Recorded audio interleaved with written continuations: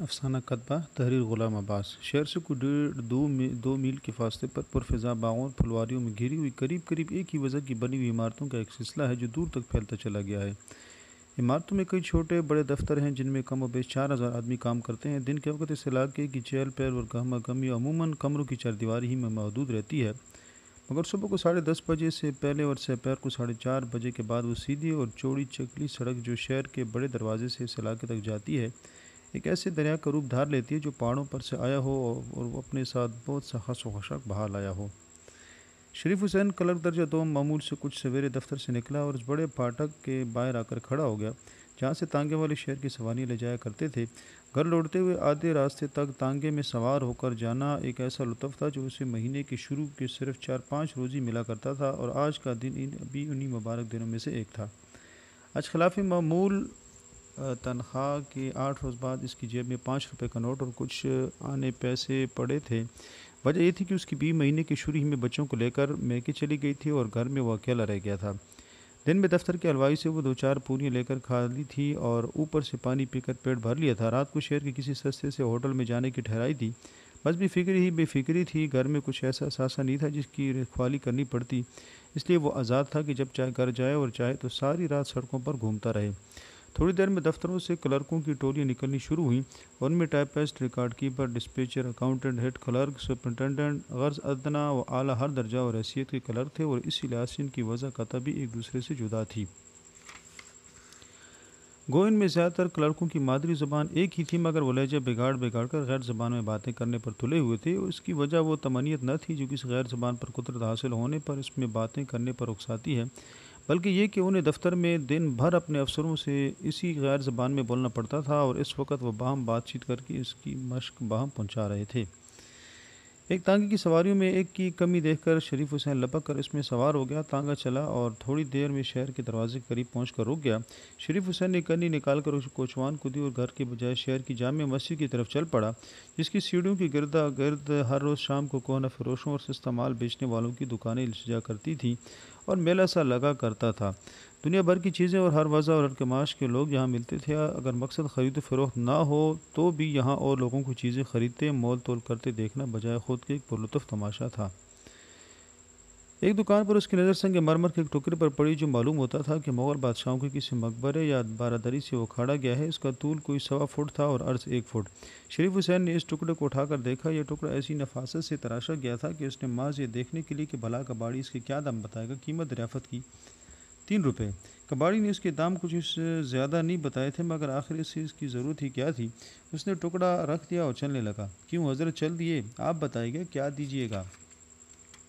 وہ رک گیا، اسے اظہار کرتے ہوئے شرم سی آئی کہ اس سے اس چیز کی ضرورت نہ تھی، اور اس نے بعض اپنے شوق تحقیق کو پورا کرنے کے لیے قیمت پوچھی تھی۔ اس نے سوچا دام اس قدر کم بتاؤ کہ جو کباڑی کو منظور نہ ہو، کم از کم وہ اپنے دل میں یہ تو نہ کہے کہ یہ کوئی کنگلا ہے جو دکانداروں کا وقت ضائع اور اپنی حرص پوری کرنے آیا ہے۔ ہم تو 1 روپیہ دیں گے۔ یہ کہہ کر شریف حسین نے چاہا کہ جلد جلد قدم اٹھاتا ہوا کباڑی کی نظروں سے اوجھل ہو جائے، مگر اس نے اس کی مہلت ہی نہ دی۔ اجی سنیے تو، کچھ زیادہ نہیں دیں گے، 100 روپے بھی نہیں، اچھا لے جائیے۔ شریف حسین کو اپنے آپ پر غصہ آیا کہ میں نے 12 آنے کیوں نہ کہے۔ اب لوٹنے کے سوا کوئی چارہ ہی کیا تھا۔ قیمت ادا کرنے سے پہلے اس نے اس مرمری ٹکڑے کو اٹھا کر دوبارہ دیکھا، بالا کہ اگر ذرا سا بھی نقص نظر آئے تو اس سودے کو منسوخ کر دے، مگر وہ ٹکڑا بیب تھا۔ نہ جانے کباڑی نے اسے اس قدر سستا کیوں بیچنا قبول کیا تھا۔ رات کو جب وہ کھلے آسمان کے نیچے اپنے گھر کی چھت پر اکیلا بستر پر کروٹیں بدل رہا تھا تو اس سنگ مرمر کے ٹکڑے کا ایک مصرف اس کے ذہن میں آیا تھا۔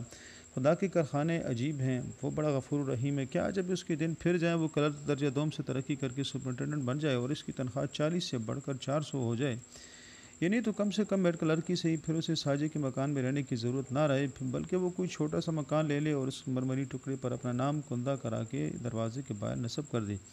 مستقبل کی یہ خیالی تصویر اس کے ذہن پر کچھ اس طرح چھا گئی کہ یا تو وہ اس مرمری ٹکڑے کو بالکل بے مصرف سمجھتا تھا، یا اب اسے ایسا محسوس ہونے لگا گویا وہ ایک عرصے سے اس قسم کے ٹکڑے کی تلاش میں تھا، اور اگر اسے نہ خریدتا تو بڑی بھول ہوتی۔ شروع میں جب وہ ملازم ہوا تھا تو اس کا کام کرنے کا جوش اور ترقی کا ولولہ انتہا کو پہنچا ہوا تھا، مگر 2 سال کی صحیح حاصل کے بعد رفتہ رفتہ اس کا جوش ٹھنڈا پڑ گیا اور مزاج میں سکون آ چلا تھا۔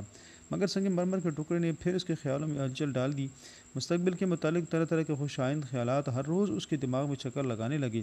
اٹھتے بیٹھتے، سوتے جاگتے، دفتر جاتے، دفتر سے آتے، کوٹھیوں کے باہر لوگوں کے نام کے بورڈ دیکھ کر، یہاں تک کہ جب مہینہ ختم ہوا اور اسے تنخواہ ملی تو اس نے سب سے پہلا کام یہ کیا کہ سنگ مرمر کے ٹکڑے کو شہر کے ایک مشہور سنگ تراش کے پاس لے گیا، جس نے بہت چابک دستی سے اس پر اس کا نام کندہ کر کے کونوں میں چھوٹی چھوٹی خوشنما بیلیں بنا دی۔ اس سنگ مرمر کے ٹکڑے پر اپنا نام کھدا ہوا دیکھ کر اسے ایک عجیب سی خوشی ہوئی۔ زندگی میں شاید یہ پہلا موقع تھا کہ اس نے اپنا نام اس قدر جلی حروف میں لکھا ہوا دیکھا تھا۔ سنگ تراش کی دکان سے روانہ ہوا تو بازار میں کئی مرتبہ اس کا جی چاہا کہ کتبہ پر سے اس اخبار کو اتار ڈالے جس میں سنگ تراش نے اسے لپیٹ دیا تھا، اور اس پر ایک نظر اور ڈالے، مگر ہر بار ایک نامعلوم حجاب جیسے اس کے ہاتھ پکڑ لیتا۔ شاید وہ راہ چلتوں کی نگاہوں سے ڈرتا کہ کہیں وہ اس کتبہ کو دیکھ کر اس کے ان کے خیالات کو نہ بھانپ جائیں جو پچھلے کئی دنوں سے اس دماغ پر مسلط تھے۔ گھر کی پہلی سیڑھی پر قدم رکھتی اس نے اخبار اتار پھینکا اور نظر کتبہ کی دلکش تحریر پر گاڑے دھیرے دھیرے سیڑھی چڑھنے لگا۔ بلائی منزل میں اپنے مکان کے دروازے کے سامنے پہنچ کر رک گیا، جیب سے چابی نکالی، قفل کھولنے لگا۔ پچھلے 2 برس میں آج پہلی مرتبہ اس پر یہ انکشاف ہوا کہ اس مکان کے باہر ایسی کوئی جگہ ہی نہیں کہ اس پر کوئی بورڈ لگایا جا سکے۔ اگر جگہ ہوتی بھی تو اس قسم کے کتبے وہاں تھوڑا ہی لگائے جاتے ہیں۔ ان کے لیے تو بڑا سا مکان چاہیے جس کے پھاٹک کے باہر لگایا جائے تو آتے جاتے کی نظر بھی پڑے۔ قفل کھول کر مکان کے اندر پہنچا اور سوچنے لگا کہ فی الحال اس کتبہ کو کہاں رکھوں۔ اس کے ایک حصہ مکان میں 2 کوٹھریاں، ایک غسل خانہ اور ایک باورچی خانہ تھا۔ الماری صرف ایک ہی کوٹری میں تھی مگر اس کے کواڑ نہیں تھے۔ بالآخر اس نے کتبہ کو اس بے کواڑ کی الماری میں رکھ دیا۔ ہر روز شام کو جب وہ دفتر سے تھکا آرا واپس آتا تو سب سے پہلے اس کی نظر اس کتبہ ہی پر پڑتی۔ امیدیں اسے سبز باغ دکھاتی اور دفتر کی مشقت کی تھکان کسی قدر کم ہو جاتی۔ دفتر میں جب کبھی اس کا کوئی ساتھی کسی معاملے میں اس کی رہنمائی کا جویا ہوتا تو اپنی برتری کے احساس سے اس کی آنکھیں چمک اٹھتیں۔ جب کبھی کسی ساتھی کی ترقی کی خبر سنتا، آرزوئیں اس کے سینے میں ہیجان پیدا کر دیتیں۔ افسر کی ایک ایک نگاہ لطف و کرم کا نشہ اسے 8 دن رہتا۔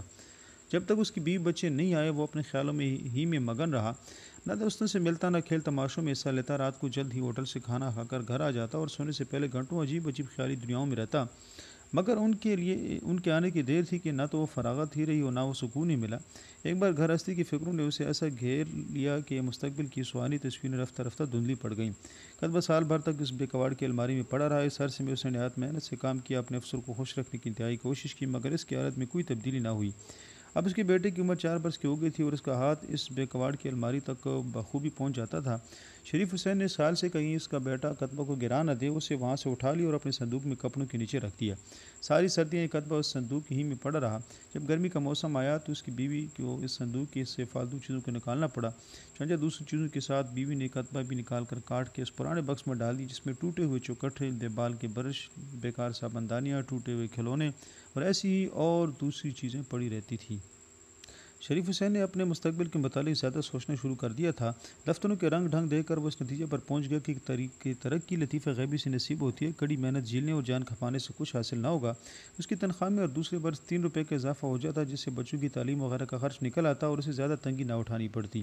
پے در پہ مایوسیوں کی بات جب اس کو ملازمت کرتے 12 برس ہو چکے تھے اور اس کے دل سے رفتہ رفتہ ترقی کے تمام بلورے نکل چکے تھے اور کتبہ کی یاد تک ذہن سے نما ہو چکی تھی، تو اس کے افسروں نے اس کی دیانتداری اور پرانی کارگزاری کا خیال کر کے اسے 3 مہینے کے لیے عارضی طور پر درجہ اول کے ایک کلرک کی جگہ دے دی جو چھٹی پر جانا چاہتا تھا۔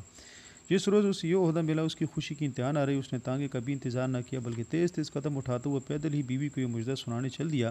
شاید تانگا اسے کچھ زیادہ جلدی گھر نہ پہنچا سکتا۔ اگلے مہینے اس نے نیلام گھر سے ایک سستی سی لکھنے کی میز اور ایک گھومنے والی کرسی خریدی۔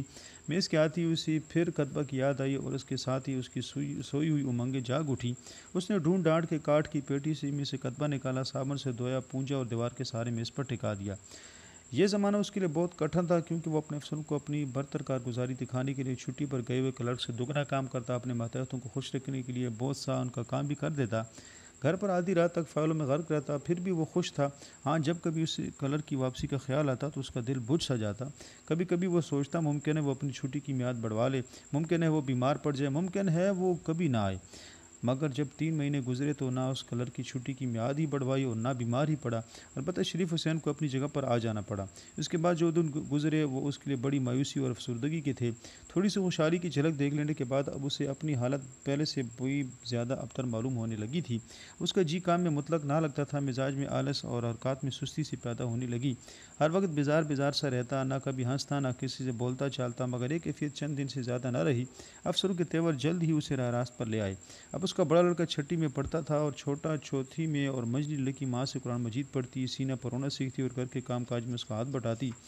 باپ کی میز کرسی پر پڑے لڑکے نے قبضہ جما لیا، وہاں بیٹھ کر وہ اسکول کا کام کیا کرتا۔ چونکہ میز کے ہلنے سے کتبہ گر جانے کا خدشہ رہتا تھا اور پھر اس نے میز کی بہت سی جگہ بھی گیر رکھی تھی، اس لیے اس لڑکے نے اسے اٹھا کر پھر اس بے کواڑ کی الماری میں رکھ دیا۔ سال پر سال گزرتے گئے۔ اس عرصے میں کتبہ نے کئی جگہ بدلی، کبھی بے کواڑ کی الماری میں تو کبھی میز پر، کبھی صندوقوں کے اوپر تو کبھی چرپائی کے نیچے، کبھی بوری میں تو کبھی کاٹ کے بکس میں۔ ایک دفعہ کسی نے اٹھا کر باورچی خانے کے اس بڑے طاق میں رکھ دی جس میں روزمرہ کے استعمال کے برتن رکھے رہتے تھے۔ شریف حسین کی نظر پڑ گئی، دیکھا تو دھوئیں سے اس کا سفید رنگ پیلا پڑ چلا تھا۔ اٹھا کر دھویا، پونجا اور پھر بے کواڑ کی الماری میں رکھ دیا، مگر چند ہی روز میں اسے پھر غائب کر دیا گیا اور اس کی جگہ وہاں کاغذی پھولوں کے بڑے بڑے گملے رکھ دیے گئے جو شریف حسین کے بڑے بیٹے کو کسی دوست نے اسے تحفے میں دیے تھے۔ رنگ پیلا پڑ جانے سے کتبہ الماری میں رکھا وہ بدنما معلوم ہوتا تھا، مگر اب کاغذی پھولوں کے سرخ سرخ رنگوں سے الماری میں جیسی جان پڑ گئی تھی اور ساری کوٹھڑی دہک اٹھی تھی۔ اب شریف حسین کو ملازم ہوئے پورے 20 سال گزر چکے تھے۔ اس کے سر کے بال نصف سے زیادہ سفید ہو چکے تھے اور پیٹھ میں گدی سے ذرا نیچے خم آ گیا تھا۔ اب بھی کبھی کبھی اس کے دماغ میں خوشحالی و فارغ البالی کے خیالات شکل لگاتے، مگر اب ان کی کیفیت پہلے کسی نہ تھی کہ خواہ وہ کوئی کام کر رہا ہو تصورات کو اڑا لے جاتی، اور پھر بیٹی کی شادی، لڑکوں کی تعلیم، اس کے بڑھتے ہوئے اخراجات، پھر ساتھ ہی ساتھ ان کے لیے نوکریوں کی تلاش۔ یہ ایسی فکر نہ تھی کہ پل بھر کو بھی اس خیال کو کسی اور طرف بھٹکنے دیتی۔ 55 برس کی عمر میں اسے پینشن مل گئی۔ اب اس کا بیٹا ریل کے مال کے گودام میں کام کرتا تھا، چھوٹا کسی دفتر میں ٹائپسٹ تھا اور اس سے چھوٹا انٹرنس میں پڑھتا تھا۔ اپنی پینشن اور لڑکوں کی تنخواہ سب ملا کے کوئی 150 روپے ماہوار کے لگ بھگ آمدنی ہو جاتی تھی، جس میں بخوبی گزر ہونے لگی۔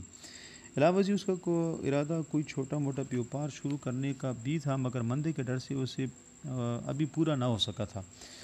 اپنی کفایت شعاری اور بیوی کی شریک مندی کی بدولت اس نے بڑے بیٹے اور بیٹی کی شادی خاصی دھوم دھام سے کر دی تھی۔ ان ضروری کاموں سے نمٹ کر اس کی جی میں آئی کہ حج کرائے، مگر اس کی توفیق نہ ہو سکی۔ البتہ کچھ دنوں مسجدوں کی رونق خوب بڑھائی، مگر پھر جلدی بڑھاپے کی کمزوریوں اور بیماریوں نے دبانا شروع کر دیا اور زیادہ تر چرپائی ہی پر پڑا رہنے لگا۔ جب اسے پینشن وصول کرتے 3 سال گزر گئے تو جاڑے کی ایک رات کو وہ کسی کام سے بستر سے اٹھا، گرم گرم لحاف سے نکلا تھا۔ پچھلے پیر کی سرد اور تند ہوا تیر کی طرح اس کے سینے میں لگی اور اسے نمونیا ہو گیا۔ بیٹوں نے اس کے بہترے علاج معالجے کرائے، اس کی بیوی اور بہو دن رات اس کی پٹی سے لگی بیٹھی رہی، مگر افاقہ نہ ہوا۔ وہ کوئی 4 دن بستر پر پڑے رہنے کے بعد مر گیا۔ اس کی موت کے بعد اس کا بیٹا مکان کی صفائی کرا رہا تھا کہ پرانے اسباب کا جائزہ لیتے ہوئے ایک بوری میں اسے ایک کتبہ مل گیا۔ بیٹے کو باپ سے بےحد محبت تھی۔ کتبہ پر باپ کا نام دیکھ کر اس کی آنکھوں میں بے اختیار آنسو بھر آئے اور وہ دیر تک محویت کے عالم میں اس کی خطاطی اور نقش و نگار کو دیکھتا رہا۔ اچانک اسے ایک بات سوجی جس نے اس کی آنکھوں میں چمک پیدا کر دی۔ اگلے روز وہ کتبہ کو ایک سنگ تراش کے پاس لے گیا اور اس سے کتبہ کی عبارت میں تھوڑی سی ترمیم کرائی اور پھر اسی شام اسے اپنے باپ کی قبر پر نصب کر دیا۔